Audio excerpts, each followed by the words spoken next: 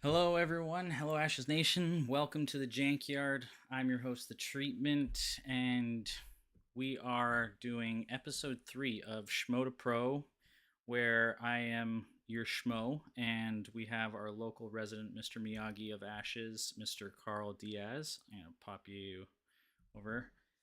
Say hello to the people, Carl. Hello, everyone. Great to be back. Yeah. Last week it was U.S. Thanksgiving, so you guys were all very busy, and I ended up being pretty overwhelmed with some things too, so didn't get to do a separate episode. But this will be fun because this week we're gonna review a couple. Well, at least one game. We'll see if we can do any more than that. But you're gonna let us know what the misplays were, how you should play things better, and I got some other questions for you as well. So Sounds great. yeah. Anything else you want to talk about before we jump into it?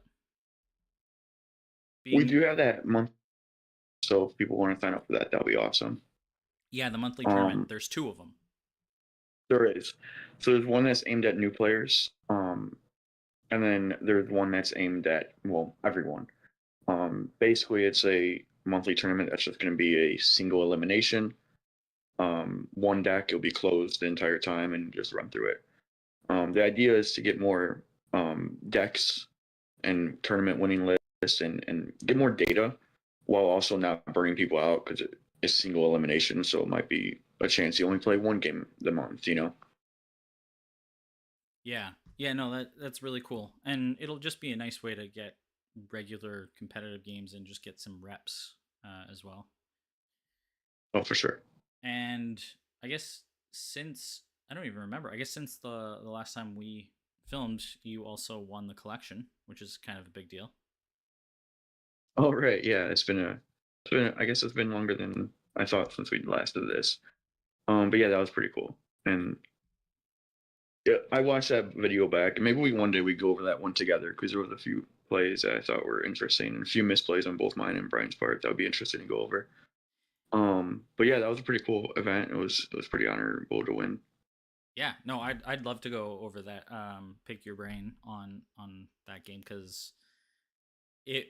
I definitely think for the first few rounds, it seemed to me that Brian was like on a runaway. He just had a huge dice efficient buildup, and then you pulled out a couple scalds and one of my favorite plays, which was the ceremonial recursion of the Sonic, just to just to ditch it with the scald to kill off. I think it was a turtle, and then it sort of snowballed from there, where you just kept building up advantage. It was great. It actually felt more even throughout the game on my end, but I was holding a hand throughout the entire game of just a lot of removal, and it was really hard to aim that at the right units. Where the sequencing was pretty big. So I think I was up on dice most of the game, but Brian was up on units most of the game. But it was really hard to play those, scalds, old salts, and everything at the correct time. Same thing with the shepherds to maximize the removal, while also not like putting myself in a position where we get even on dice and he's up on units. Right. Yeah. And it was interesting because near the end, or maybe it wasn't quite the end, but he thought that a big mistake was not having his own chant of transfusion, which he does have because it was an overloaded spell board, as potentially being the difference maker between how you were able to creep up the advantage. Because it was just, I mean, in a list of largely allies, you're just always able to get that value. Right. Well, we played the first game and we played in the Swiss around, and I actually made a first five mistakes, so I'm happy we were able to fix that because I started both Old Salt and Shepherd to not start Sonic to not get marked, and I didn't have the four ceremonial dice to play all of my cards. I only had three, but I eventually I started taking the board back once he meditated away his turtle book for bear because he started turtle, um Adaptodon, and Chance of Transfusion. And once he meted away the turtle for the bear, that's when I was starting to pull away and take the lead, and then I got milled out. I think a big reason why he started both Turtle and Bear this game is because Turtle was what was letting him keep control of the board, and Bear was what was his win con, right? That was the only unit that was mostly doing the damage. Mm-hmm. So I think both of those. So I wonder if he would have done Chant of Transfusion instead of adapted on, but I'm not sure. Yeah, I don't know. I mean, you still get a ping, but at least Adaptodon was also a potential body that he had. So it's tough. I'd love to go over it though, because it was such a sweet game. But anyway, we have a different game to go over. I played, well, I haven't played much, but I played two games with the Cactus Beater 5000, the Coal List, and one of them was casual versus Shadowfire, which is the one we're going to go over. The other one was a competitive Phoenix League match against who was it again? Dubious Archivist, and I guess fortunately I mean fortunately for me, I won both of those games. But in terms of a teaching moment, that can be a little bit trickier. So we're gonna go over the first one against Shadow, and you have some notes, which will be good to see what either I did wrong or even what Shadow could have done better. And let me just quickly. I want to share the link in case anyone is or is not watching. All right, so let's get. Oops. Sorry, that's my video source. My computer is really slow right now. Okay, so let's pop over to the game. Now, you're not going to be able to see it, but some we have some time codes, so I'll be able to sort of fast forward, hopefully through that, and we can discuss some things. Now, this is the first time also that I'm doing this sort of playing this video through that I've already like recorded. So let's go through the first game. Where do you want to start? Do you want to start with the first five? Did you think? I mean, the Coal List is kind of fixed in its first fives, so I don't know really if there's anything to discuss there other than the sequencing of it. Yeah, I think we just kind of skip through the first five. There's not a whole lot to discuss because you don't really change a whole lot from game to game, and it's a solid first five, really, for most matches, anyways. In that case, like even with your list or with lists that have like your Herald list, where it's usually either a solid fixed first five or it's a first four plus a flex. Do you also change the sequencing in which you play it out, or do you typically just go with your game plan and then it's all about the sequencing of like attacks, for instance? No, I definitely change the sequencing depending on the deck. Um, yeah, the way you sequence the attacks and even the way you play units to make sure you're not putting yourself in a position to get your guard broken early or even a position to lose a valuable unit early. So that the sequencing does change. And when we discussed that hero list, like it was almost a fixed first four, and then the sequencing is what changed every round or every game.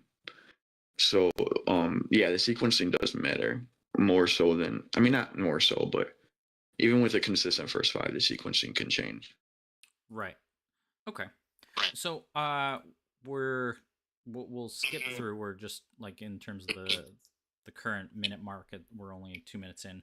Um, I was wondering early in the game, I end up playing the crab first, and I was wondering what your thoughts were. Like, was it right to hold off on the hunt master until the end? Should I have played the wishing wing first? Like, how do you approach this type of matchup once you see what the other players' books are? So, are you talking about after you got your books, whether you should play the Hunt Master or the Crab first? Well, I Um, put down the so wishing wing and the crab and the fighting spirit, and then I end up playing the wing first. And then I think if I skip forward 10 seconds, then I end up playing the crab. And I mean, with this deck, you could either use the crab to buff the wishing wing, or you can use it to try and get the creeper chain going. So I'm not sure exactly necessarily like what's the best line of play there. I thought your line of play there was fine. I think yeah, I think your line of play there was fine. I didn't have an issue with it. So I like that you played the Huntmaster there to because that kind of gives you a read of if he has a sword or what value he wants to use a sword. I mean, he did have a sword, Yeah. but it also could bait out the end of the fray and the frog ping, which you're fine with if he does that. But yeah, I think your sequencing there was fine. Yeah, because I didn't have an issue with. he had the frostback bear down. All right, we're gonna skip to roughly 4 minutes 16 seconds. So Shadow ends up playing the frostback, and then he plays the beast tamer. And you thought there was an issue here, so I'm gonna pause it. What was the misplay here? So he has um his three books down and he has two cards in hand. So that when the Beast Tamer comes down, he's given a read of exactly what's in his last hand because you can math out the dice, and unless you're suspecting him to use a frog ping for something, you can almost guarantee he has a Sword of Virtue in hand, or possibly another two dice unit, maybe a Pain Shaman or whatever. The thing is that Beast Tamer did nothing there, because you're not going to attack him with Beast Tamer at this point, right? You're not going to attack Odette because the Wishing Wing does nothing. If you do attack, you'll be attacking the bear directly. So at this point, the Beast Tamer is not going to do anything. But what it does do is when he's showing a ceremonial and a nature, you could put him on Hammer Knight and Raptor, or Hammer Knight and Golden Veil, or Hammer Knight and some one die unit, one die card, which would make if he keeps those two cards in hand, it would make every attack that he does a way more risky thing to guard because once he throws the hammer die down, guarding that and getting the one damage, the aftershock is pretty big. So I think he kind of telegraphed his entire first round by playing the Beast Tamer for a card that didn't do anything at the moment. Right. Yeah. Um. What? Like. So how much if he didn't have those dice? Like, is it all about in that case the bluffing, or is it just Yeah, that it was bad because the Beast Tamer does nothing and putting down, say, the Butterfly Monk would have been better, or even I don't know, using. Would you ever use Enter the Fray on the Wishing Wing, or do you keep it knowing that I have creepers? Because I put the book down. I probably keep it. I don't enter the fray there. Um, so this is actually a good pass. I mean, I would just pass, to be honest. See what you do because let's say if you throw the hammer, if he passes and you do something next, then he has an option of frog ping, enter the fray, the creeper. He has an option of sorting any big unit you have coming out. He's really putting himself in a lot more options. Right. I mean, he even has the option if you play Tidal Crab, he could pressure it with the Frostback Bear and then ping it away. Um, and even if you don't if he doesn't want to use that ping for that, that bear does put a lot of pressure on that Tidal Crab regardless. So if he's using this Beast Tamer as an offensive weapon to like pressure guard and then have another two attack right behind it to clear it, it's not a terrible play. But I think he's using it as more of a defensive weapon where at this instance it does nothing. So holding it back does something, right? It's more of a risk reward. It's not like it's just a game losing play, but if you hold it back, you're kind of bluffing a little bit of extra stuff. And if you play it, you don't gain anything unless you're really going for the guard pressure early. Right. Right. Okay. So then next uh we have the play where I put down. So I chose not to play the title crab, and I think I was worried about him doing enter the fray plus the frog ping and then being in a pinch because I'm no longer able to either buff the wishing wing really, and I'm no longer able to try and get the creeper chain online. So I put the hunt master down, and you think that this was a second misplay. So I think I'll just uh, fast forward a little bit. So you think this was a play where he plays Mind Fog over. I think he plays Mind Fog over Butterfly Monk. Can't skip forward too much. Yeah, he played the Mind Fog. So thoughts on that? Yeah. So right here, yeah, he's just playing once he plays a mind fog, it puts him in immediate guard pressure for that hunt master, right? He has to guard that immediately.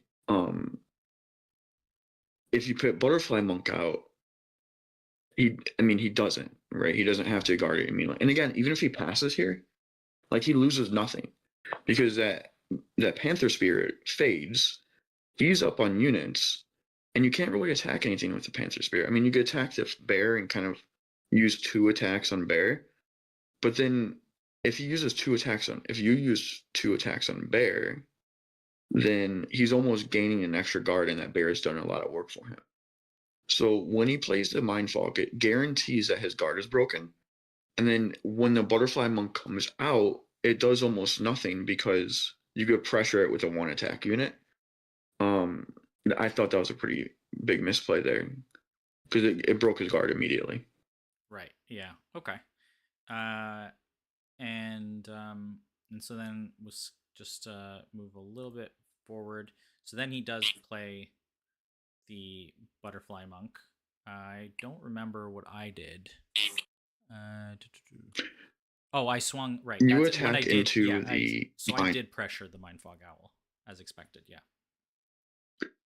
So this isn't a misplay, but it's something I thought would be interesting to talk about. Um, this is an interesting thing. So I might have played it. I might have just attacked the butterfly monk with the wishing wing and not buffed it, and then have the option to buff the creeper into a 3 attack unit.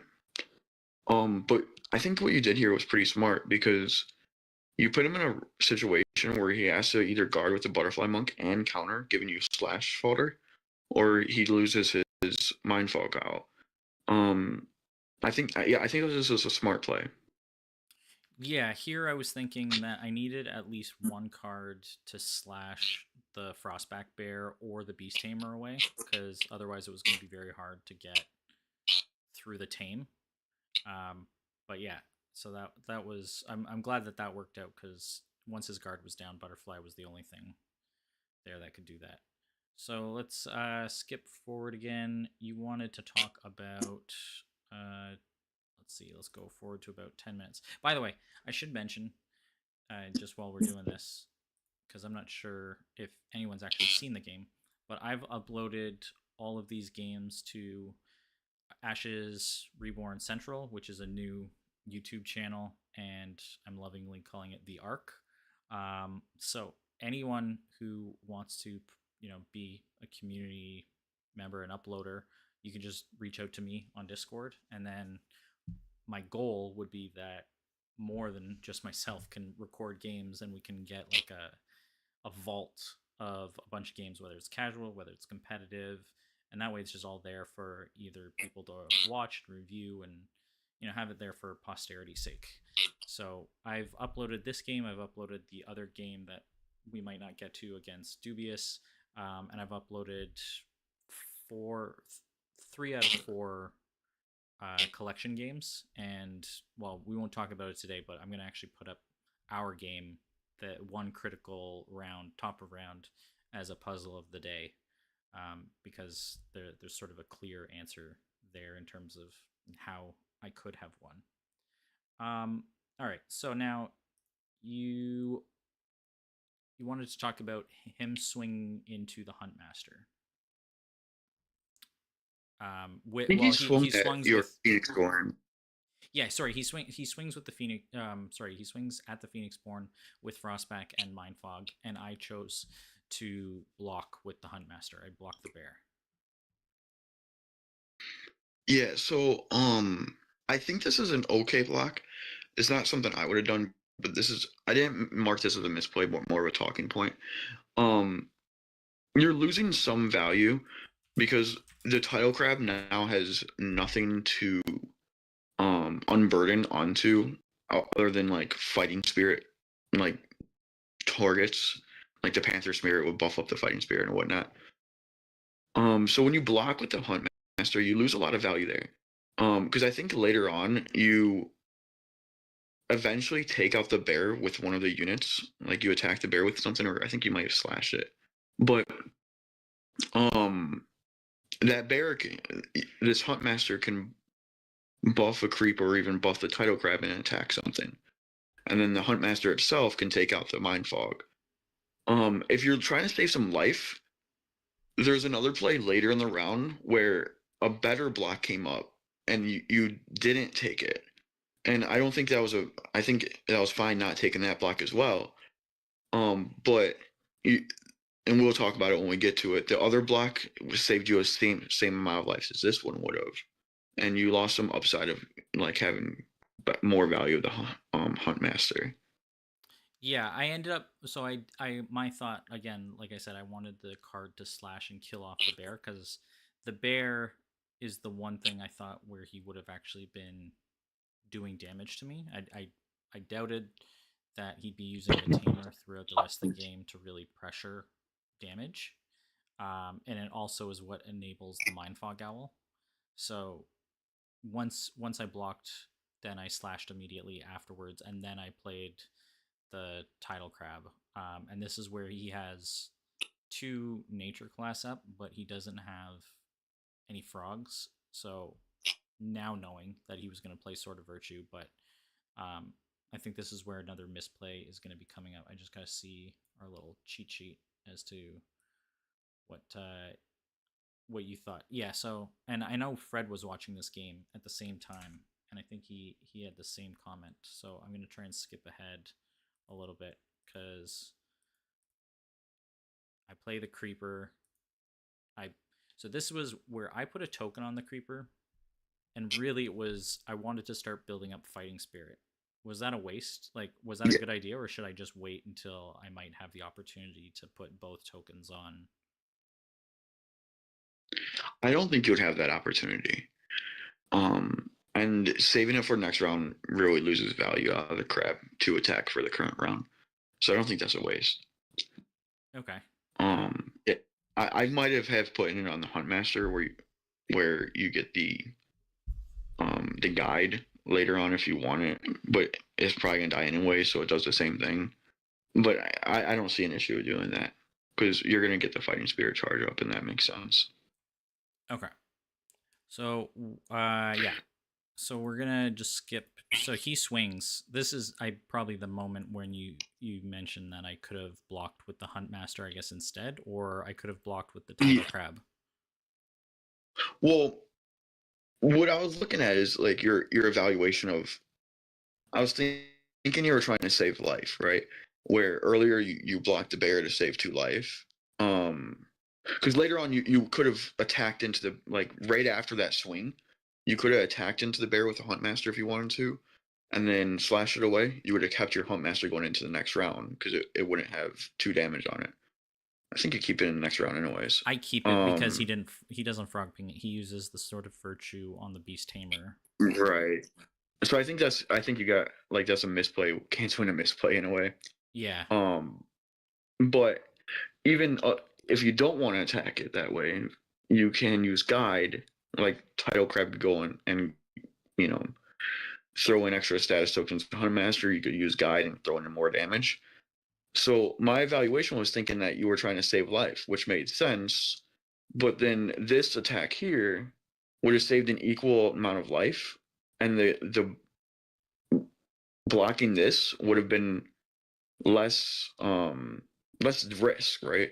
You lose less upside, that not less risk, but you lose less upside, if that makes sense. Okay. And I guess in that case, I would have, if my Huntmaster was blocking, I would have put at least one damage, and then I could have immediately forced a counter attack with like the crab to kill it, which meant that he would not have any option to Sword of Virtue. Oh, I'm not saying block the Beast Tamer with Huntmaster. Oh, okay. Um, I was saying my thinking was that you were blocking the bear earlier Yeah. with the Huntmaster to save some life, Yeah. because the Huntmaster still had a lot of value to gain, Okay. right? It still had to attack as attacker, and it Mm-hmm. was going to be able to get more tokens to guide more units from the Title Crab. So I was saying don't block with the Huntmaster at all. Okay. So my thing was comparing that block to this block independently. So when I thought of, hey, you're blocking that bear with the Huntmaster to save life, rather than use it for offensive pressure, that's a fair thing to do. But then later in the same round, you had a move to also save life that would have, like, the Title Crab didn't give as much upside as an unexhausted Huntmaster. I Does that see. make Yeah. more sense? Yep. Sure. Sure. Sure. That makes a lot of sense. Okay. So let's see. 13 minutes. Um. So yeah, that I mean, part of my question was whether I should have blocked with the crab, and foregone the token. But I mean, he sort of virtues at the end. Let's talk about that because I thought it was probably a misplay, and but he hadn't meditated up a frog, so he was sort of out of options unless he suspected that I was going to do anything. So let me just skip ahead a little bit. Right. So he sort of virtues the Beast Tamer, and then I forget what he does. Does he just hit face? Yeah. Yeah. This is probably the biggest misplay of the game, probably. So once he decides that he doesn't want to Sword of Virtue your Huntmaster or even your Title Crab, um, he has to med up to two frogs, and he has to see that you're going wide. You have a creeper book. You go frog creeper, enter the fray it, and you go frog a panther spirit or a wishing wing or whatever. Once he sees that, that has to be a move he takes, or even have the frog up for the Huntmaster. So the Sword of Virtue really lost a lot of value compared to both Enter the Fray and Two Frogs. I mean, that was a really what steamrolled this board advantage. Yeah, he actually doesn't enter the fray either, I don't think. Sorry, He I'm was just into the Fray round. catching up on some chat Um, quickly, because there's been a lot of talk. So Schmendrix was just saying that my levels were low. I fixed that. My wife apparently quickly joined the chat to say nothing much but support with her love. And then we've got Ninja and Fred in the chat. So let's see. Ninja just joined. Sorry, Fred just joined. Ninja was asking if there was any summaries of wisdom in terms of the first. Well, I guess in general, but let's say like in general from the first round and how you sequenced or how I sequenced and how Shadow sequenced. Is there any general summary that you can pull out of that to teach the folks? um, I don't know. Maybe use life as a resource a little more.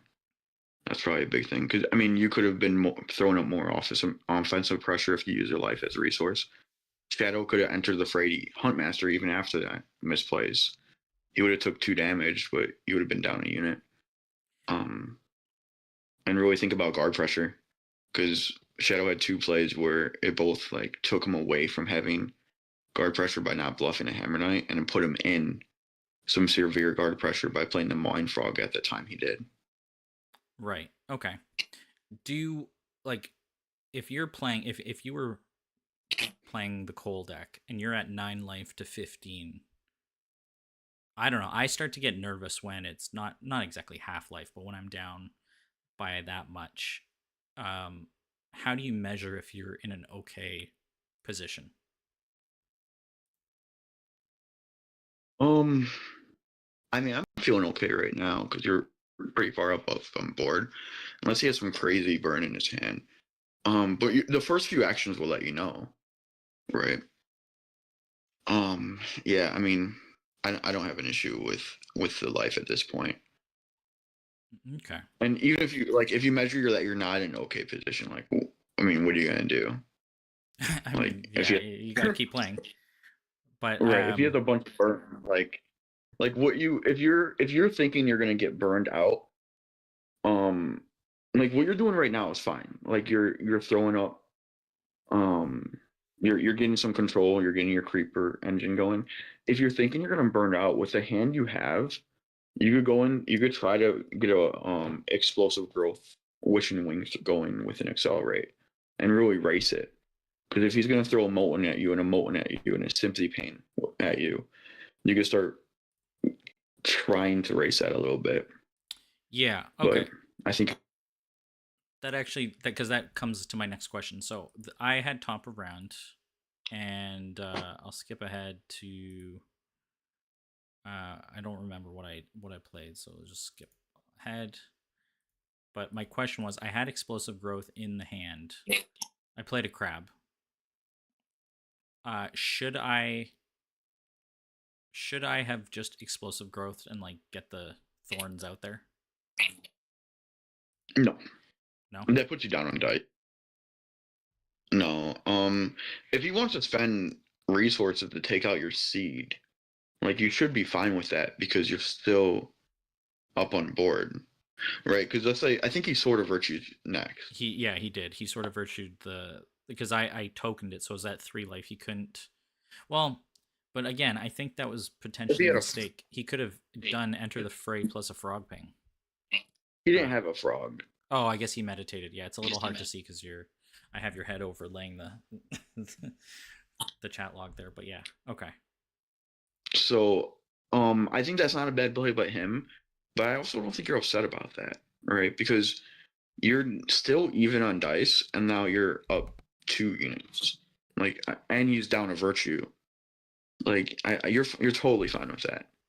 Um, What would you do in his position then if you're facing a seedling and then the like the I had enough units on board that I could also pressure his life total. Like what do you do? Are you comfortable using this sort of virtue there, or would you try something I else? am. I mean, you kind of have to, otherwise you get 2 3 twos the very next round, and that crab turns into a 2 attack unit. I mean, you kind of have to do that. Okay. Let's skip up. I think that was my only question for the start run. We're gonna skip up to where you think I made a misplay here. So let's go up to that moment. Let's see, 24 ish. So this is where I had drawn, or I had an accelerate in hand, and I use it in this case. I think, well, let's just see. Let's play it through. So I had really bad rolls. um, it was pretty rough in terms of my time dice and even my sympathy for most of the game.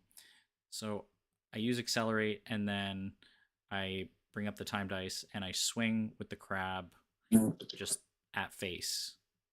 And my thought here was 24. You said you were not a fan of this accelerate play. You said it comes back to haunt me later on.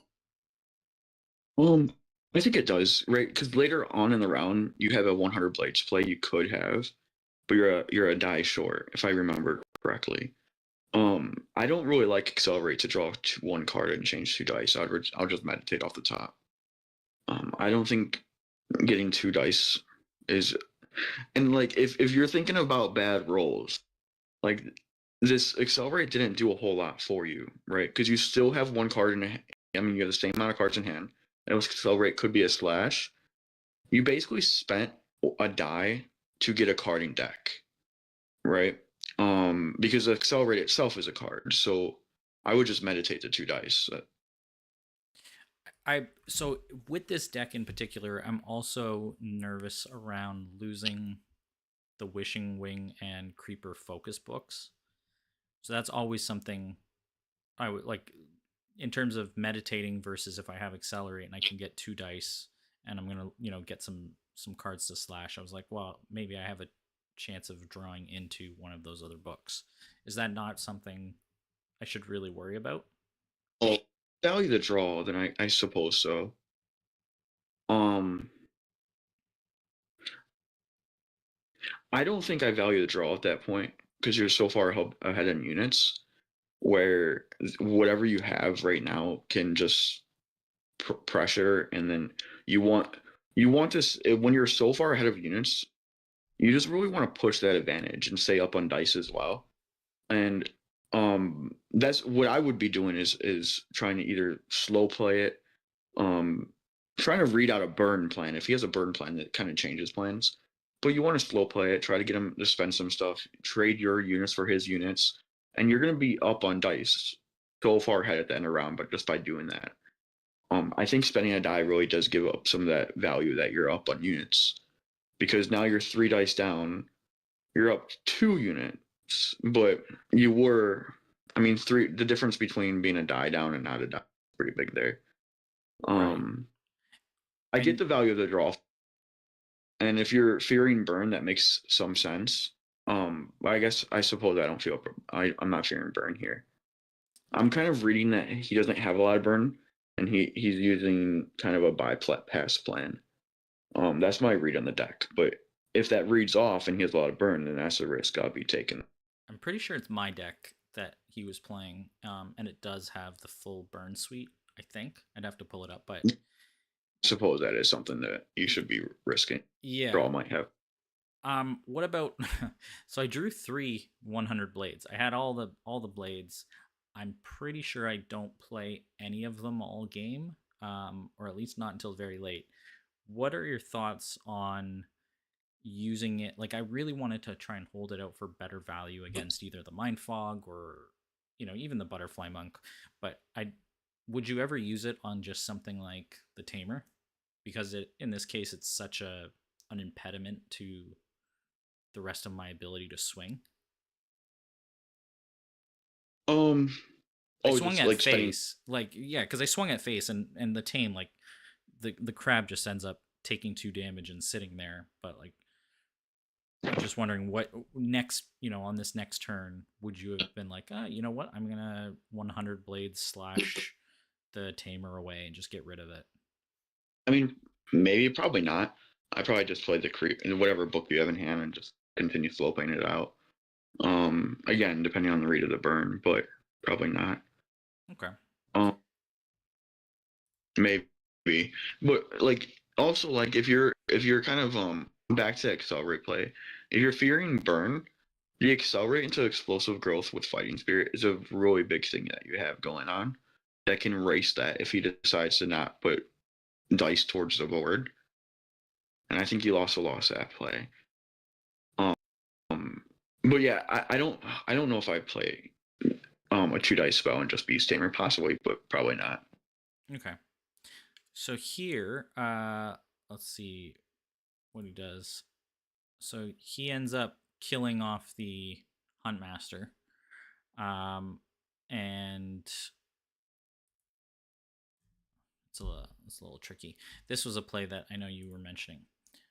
So I play the creeper. Sorry, let me see if I can back that up because it's a little. Also, could we that attack if you don't mind, real quick?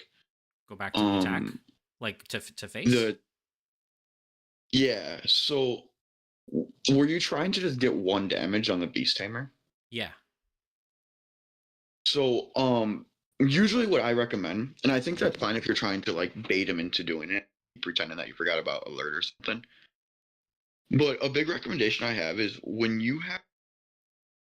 they have 1 unit on board and they have their guard not broken, like you can just attack that unit itself, and then you're getting the same exact result you want. But if they don't want that result, instead of just not blocking, they have to guard, right? They have to spend something to take that result out, right? And so instead of like giving them all the upside of the choice, you're putting some of that upside in your own hands. Okay. Well, Maybe that's a good question then. So, in which case do you attack face versus attacking units? Killer on one of our podcasts, he had said when he was at Gen Con, he's like, I knew that the right decision is always to basically clear the board or attack units, and he didn't want to, and then it cost him a game. Do you have not? It's not like a yeah. golden rule or anything, but do you think the same way? Well, no, it's not. It's not an always thing. But let's say they have one unit on board, right? And let's say they have a whatever on board. If you would rather, like, you want to put some kind of decision that you're okay with in their hand. So if you attack, um, and if you would rather have their unit exhaust, and they, let's say they won't destroy, right? And they just, like, let's say it's a bear on bear. If you would rather have that bear exhaust, then you want to attack face, right? You don't want the bear to swing back. You want to make sure it exhausts. If you want the Phoenix Born to guard, then you attack the unit. Ultimately, the choice is always in their hands, but one of those results you're more happy with.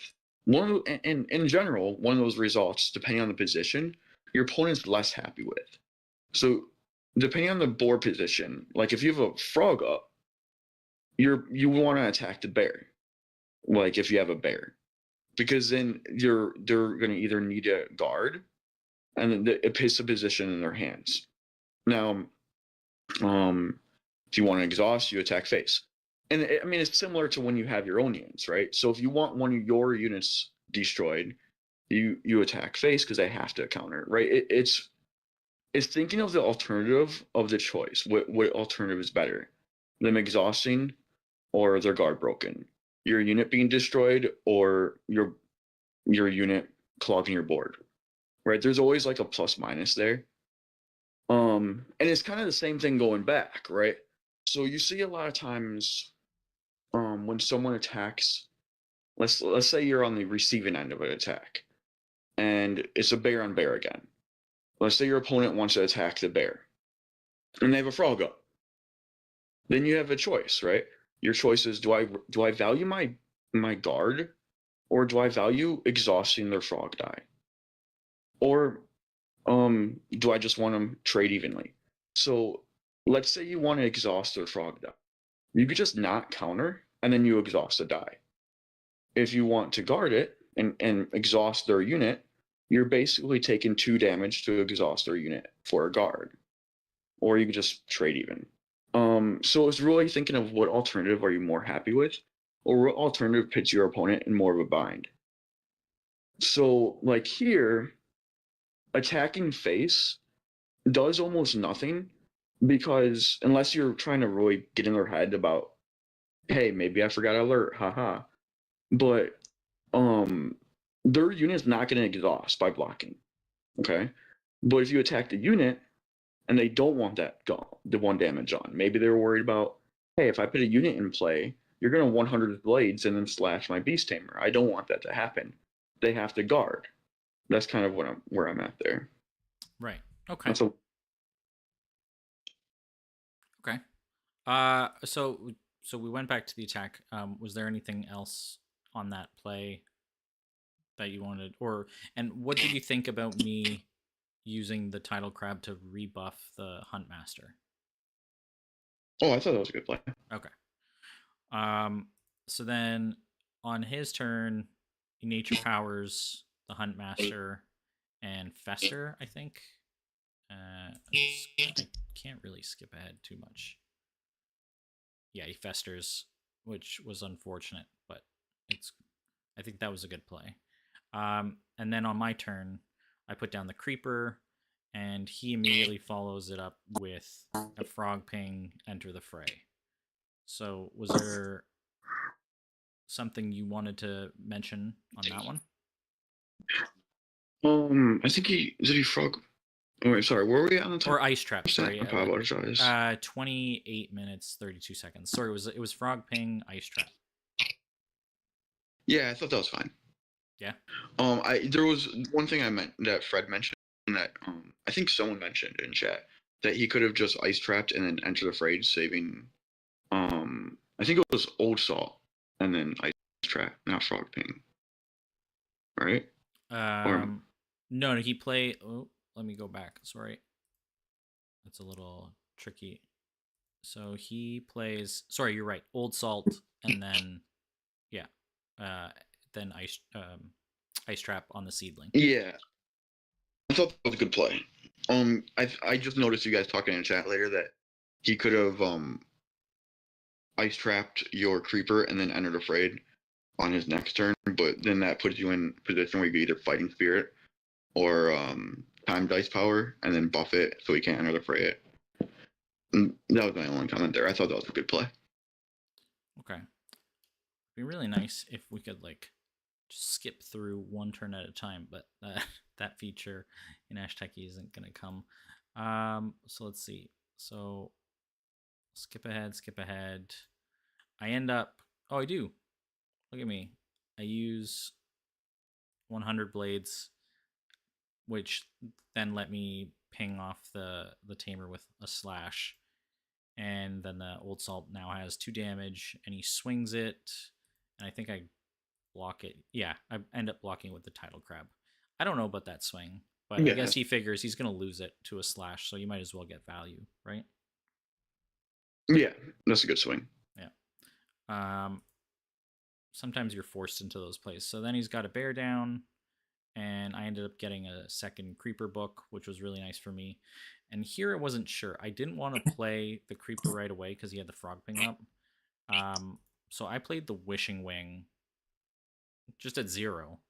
And my thought was, if he swings, then I get to fighting spirit punch him back. Otherwise, I force him to exhaust the frog king, which then lets me put down the creeper. Yeah, I thought that was smart. I think let me catch up real quick. Yeah, I'm gonna go up to 35-ish because he does frog ping. So the frog thing's a wishing wing. Yeah. Oh yeah, so I thought you played smart. So I don't mean to pick on Shadow again, but right here, he's so far behind on units but up on life where I don't think I frog ping here. I think I frog ping the creeper and then take out the another fray the seed. And he could just use his life as a value to take out your wishing wing. Additionally, let's say you he doesn't frog ping your wishing wing. What do you do there? If he doesn't frog ping, then I fighting spirit and smack the bear. Right. So then his guard is still up. So he could take that guard, Mm-hmm. and then he can have a butterfly monk, right? So he could use that frog to summon a butterfly monk, and then he'll have a bear and butterfly monk. He would have a creeper. So what he can do is he can attack the creeper with either the bear or butterfly monk. Um, and then you have no way, or actually, you have no way of pinning a token on it because fighting spirit is exhausted, and then he could either enter the fray it. Right. So he could attack it with, and he could attack it with both units because your guard's still up. So he gets, I mean, he's using some of his life value as a resource there, but he takes out the creeper, and he does it without having to use a frog ping, and he just on his units, right? So either he's going to have 2 units going up drown, or he is going to heal a life after using his life as a resource with the butterfly monk and having 1 unit going into next round. I think that's a better play on his part, but I think you played well there. Okay.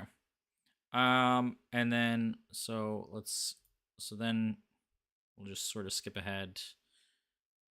I get the creeper down, and he enters the phrase the creeper. I think. Oh no, sorry, he doesn't.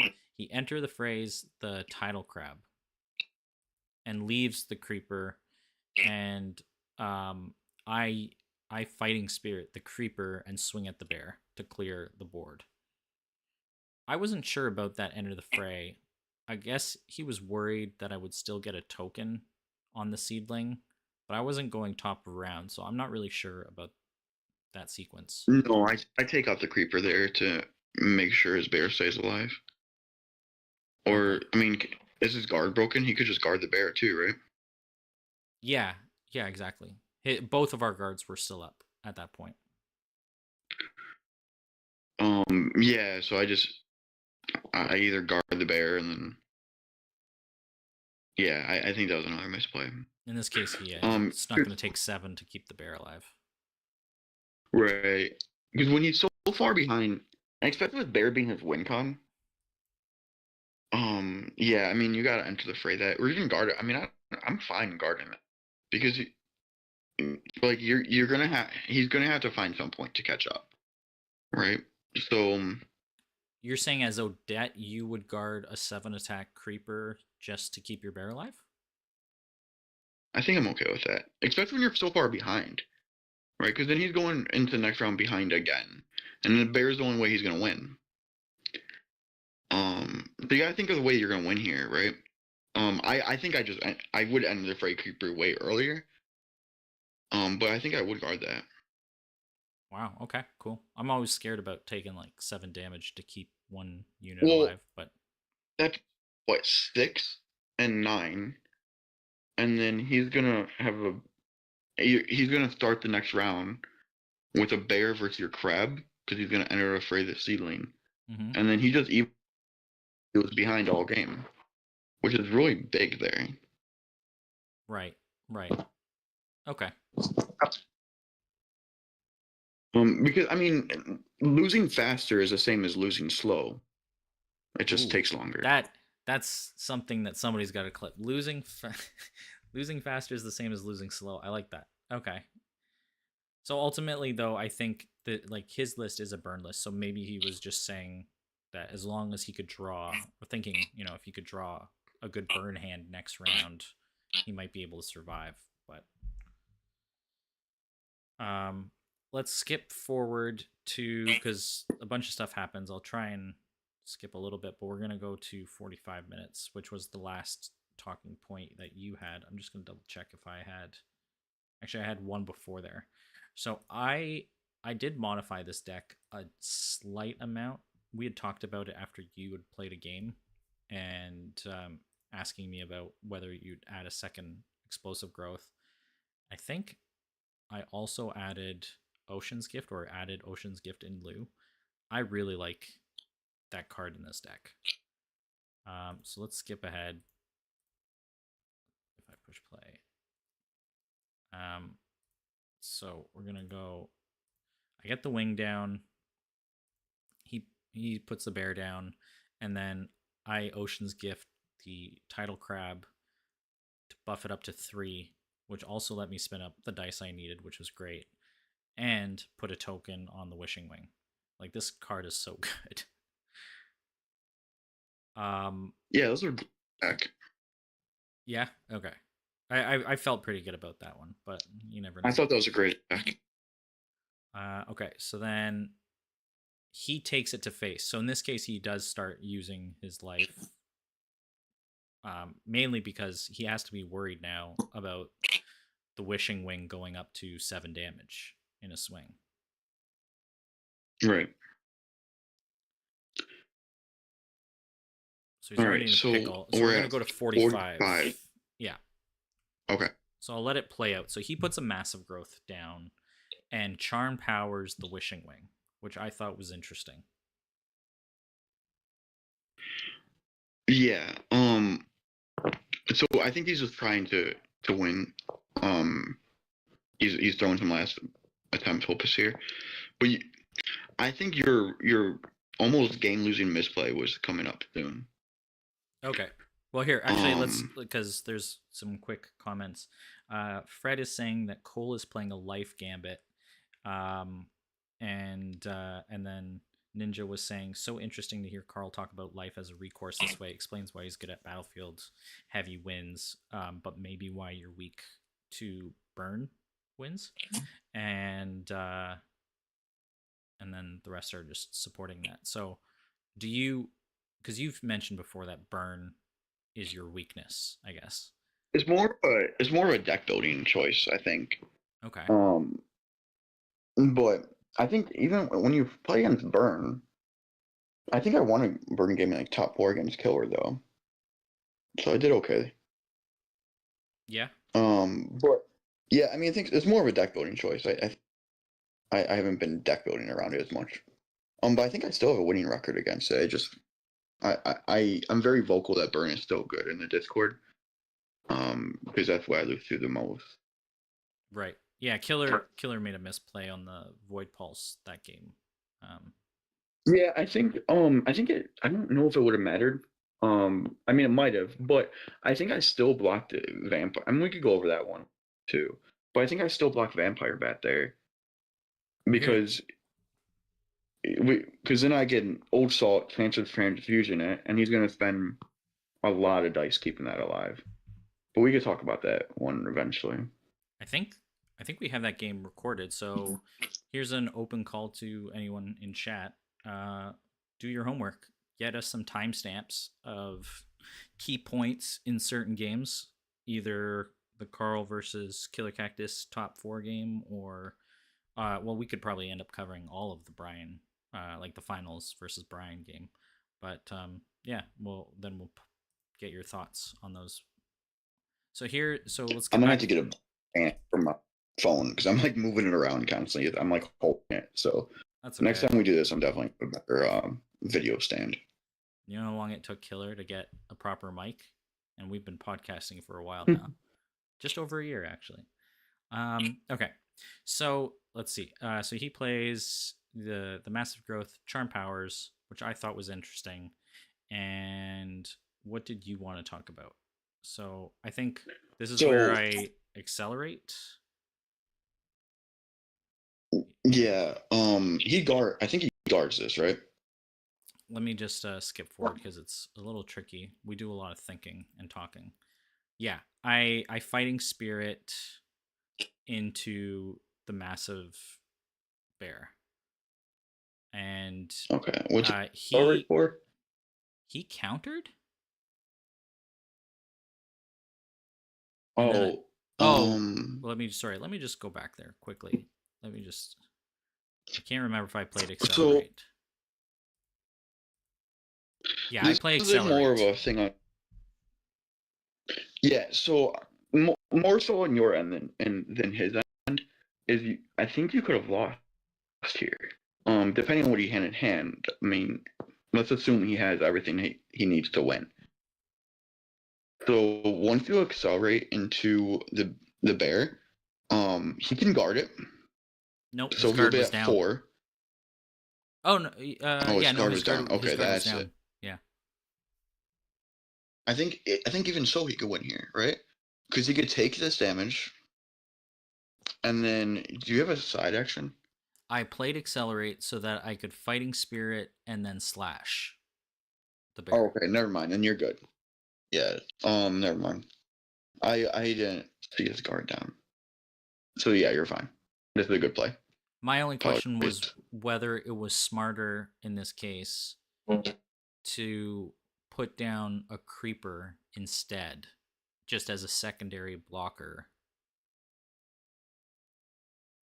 Because he had the charm power showing. So Um. what if he had Golden Veil, to So stop the slash? yeah, there's a few ways that he could have golden veiled, walloped, attack for 8, and then have a burn spell to win. Or there's other. I mean, if his guard wasn't down, that's different. But yeah, he could have still won there, especially with wallop. Um, Yeah, what Wallop I would would have have done it. done was I would accelerate, play title crab, unburden twice onto the witching wing, and then you have two attack blockers, and then I don't think he can get through that for the rest of the round because every time he plays another one, you have enough creeper book to get through. That's I think where I would have gone, but I think that move did put yourself in. Sorry, they cut out there. It put me in an awkward position. Is that what you're saying? It just put you in. It was just a risk you didn't have to take. I thought it was a bit risky, especially if you had Golden Veil. Mm-hmm. Um, because yeah, a burn spell and Golden Veil with Wallop. I mean, it's out of the run. It requires a lot, but it's it's a risk. Whereas if you would have, like, say, accelerate Cuddle Crab, you would have had two attack blockers, and then you wouldn't have any for the rest of the round. Yeah, Um, yeah. I I mean, guess. it's a very small. It's more of a nitpick than anything. Okay. Um, I think there's only one more point that or part that I was curious about. So I end up killing that bear. Then I mean he still had, a lot of burn. He had Final Cry there. Then he plays a Fire Archer. So I'm down to 6. He's on 3 dice, but I'm way ahead. And so the only thing, let's skip ahead. I play the Creeper, and he frog pings the Creeper. And then let's just skip ahead a little bit more. I play the next Creeper, token it up, and he sort of virtues the Seedling, I believe. Yeah, he sort of virtues the Seedling. What are your thoughts on that? I guess at this point, like, I was mean, he kind of has to, right? instead of playing Mind Fog, right? Because that doesn't do anything, and then I can Well, easily. yeah, it does nothing because you time power, you get 2 thorns. Mhm. You still have the creeper. If he plays Mind Fog, then you just attack it with creeper, and then it's gone. Right? That's just playing right into because his guard's broken. Yep. And then you can summon 2 seeds, and then get 3 damage through. You also have a raptor, so you'll get. I mean, yeah, I mean, he kind of has to. Yeah. Okay. And then he. Oops. I think he ends up conceding because I slash Right. the creeper. I get the title crab down, and then I'm good to go. So that was the win. I still felt like, I mean, with Cole, you're always on a razor's edge with life. Um, but what do you think? Because you've now played the deck, what, at least once? Let me see. 4 times. Wow. Okay, I think you played it more than I have. So the seeds of regression was the first thing you had said was something you wanted to put in, and we ended up switching the dice, going down to 4 time and up to 4 sympathy. What are your thoughts on the deck now? Like, is there? Let me. I can bring this up quickly, and we can actually see if there's anything. Like, is there anything you would change? Um, I've been loving explosive growth, so I think I threw 3 copies in mine. But Holy. I think I won a couple of my games by just accelerate into explosive growth on a wishing wing, and that's that's. I was getting. I mean, this is really a deck building error that I just felt I might be falling in the trap of myself is like loving one victory too much that you want to again throw in more copies of what made it work. Yeah. So but yeah, I'm at 1 fighting spirit. I don't know where you're at. I am at 1 fighting spirit. So I took it down. Um, I find the nature dice, especially with the creeper books, too stretched to do the explosive. Like to two feel stretched, much less going up to 3, which is yeah, why I went with Ocean's Gift instead. right, that makes sense. So just like as a general thing, like how many games before you switch things up? Like obviously you have to test that the idea is not just winning or losing because of a given matchup, but how do you evaluate your iteration, like your iterative process? Right, I typically switch actually almost every game a little bit. Right, and I think that's something you just did there is evaluating strategy, stretch thing, um,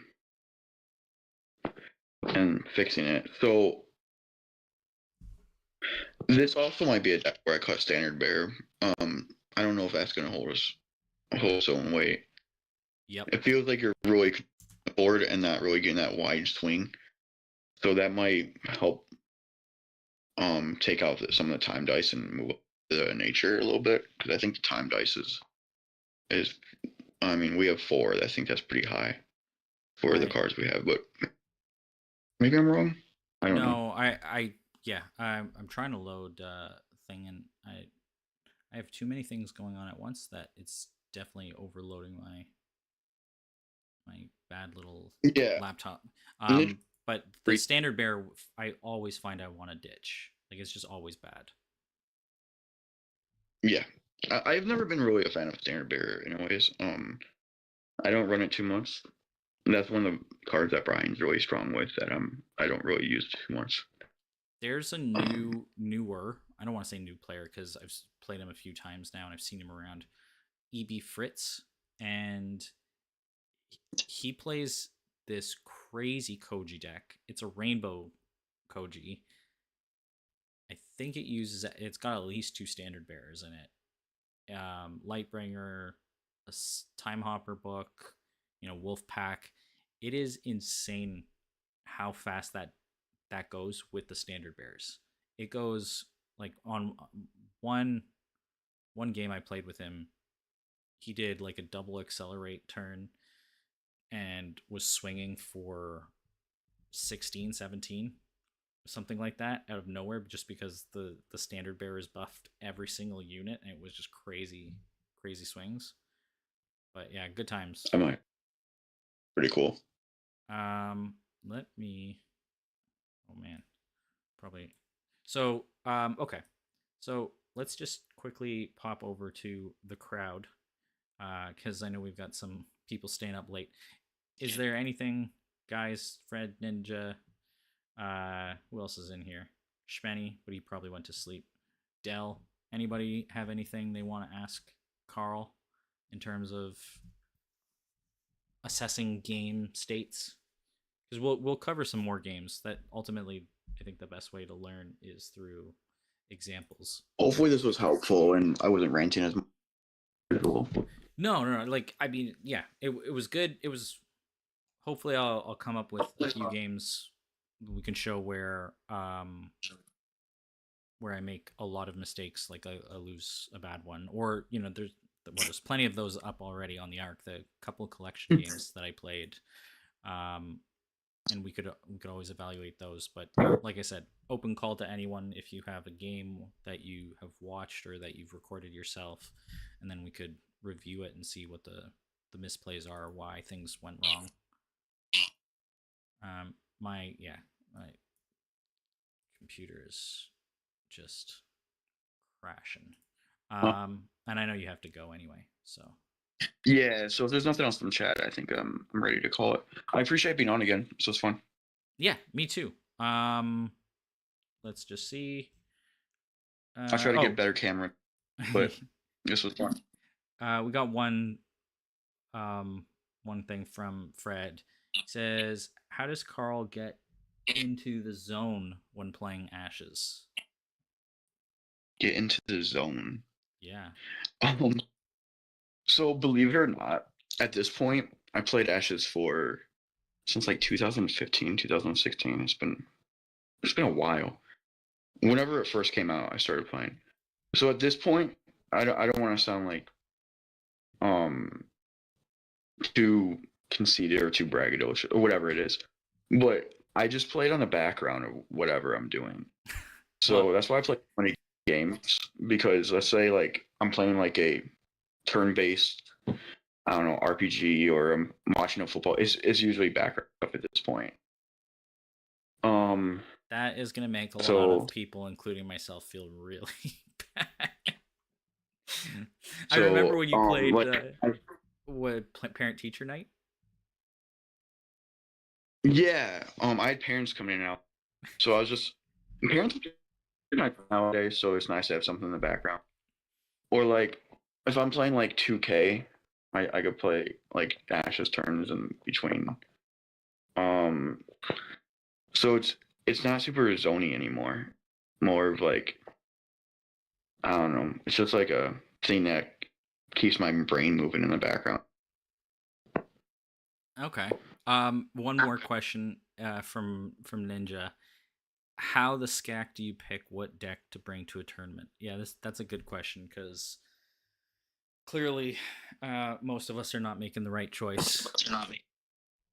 So My tournament. So I get obsessed with like a certain deck, or say say like for a week. I think I've been playing a little bit less than usual, but say for a given week, I have like 2 or 3 decks I'm rotating between. So what happens is I get obsessed and Oh, sorry. try to make them the best at the time. Yeah. So then I do that for a tournament, and then for the tournament time, I get really sick of those decks at that point. So then whatever deck I was refining about a for is usually what I. So Interesting. for like the collection, I think I was playing that Herald quite a bit, like the month previous, and that current month I was like on like Koji and some other stuff I can't remember. Um, so I haven't played Koji in a while because I played it to death and I got bored of it, and then I went back to the Herald because like I want to use a deck that I remember it. It I get kind of bored of it, so then it's usually those decks previous. It just happened to really turn out to be that way. Is so okay. So get bored of decks and you bring one that you played a month ago. Do you do you have like a minimum threshold of how many reps you play with that deck, or do you fine tune it up to the right up before the tournament, or do you kind of say this is the setup and I'm just going to play a few more matches with it, but I'm not changing anything? No, I don't think I play it. I don't think I changed much with it right before the tournament. Maybe I do here and there. It's usually to like, or a lot actually. To be quite honest, sometimes the deck I pick has a lot to do with Brian and Matt also. So if I think I have a chance against Brian and Matt, also use that deck. So that Koji, I mean that what is it? That Herald. I think I had enough exhaustion tech to deal with root armor. So that's why I brought it. That was a big reason. Is because I didn't want to lose to Matt, which I did, but I didn't want to. Um, so as for refining them, I typically refine get decks like game by game, but there's no minimum number of games I play. Like I get really high on my decks really quickly, and then I find out they're not as good as I thought. So like there's a Fiona I built recently, and I thought it was like the greatest idea ever, and then it's like 3 and 4 right now.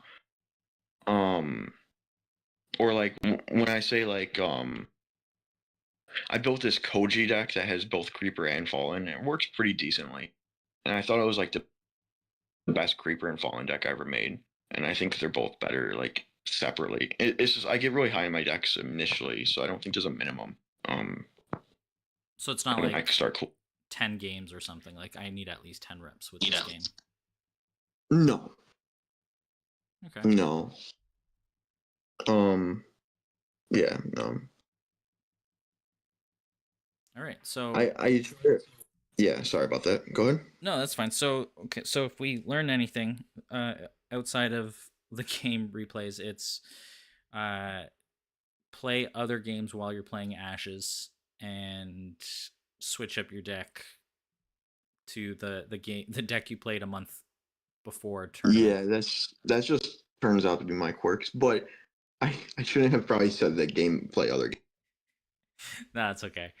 Like you said, you've been playing now for This is what, what not 9 years. 9 years, yeah, almost 10 years. So It's insane. Time flies by. all right, well, that's good. So yeah, next time we'll see. Probably in like another 2 weeks, we can either do another recap of a game that I've played with one of the other two decks, or maybe we'll cover the finals while it's still sort of fresh in your mind and relevant. Before the next big Yeah, tournament. I think if we're gonna cover it, it'll be best to do it next because I don't want to do it next year when they're starting off the whole thing and we're talking previous one. I don't want to take spotlight off any other tournaments as well. Yeah, no. It's just Um, I think when you're talking about the biggest matches or tournament of the year, that's where you're going to find the most interesting, exciting gameplay and potentially the most mistakes. So, Cool. Well, thanks, Carl, for having you again, and we'll see you in a few. Thank you. It was a pleasure. I'll talk to you later. Have yourself a good night. And for everyone else, I'll skip over. For everyone else, just a reminder: let me know if you want to be an uploader for games to the Arc, and frog up, wolf down. If you're not janky, you're stanky, and we'll see you next time. Thank you guys. Have a good one.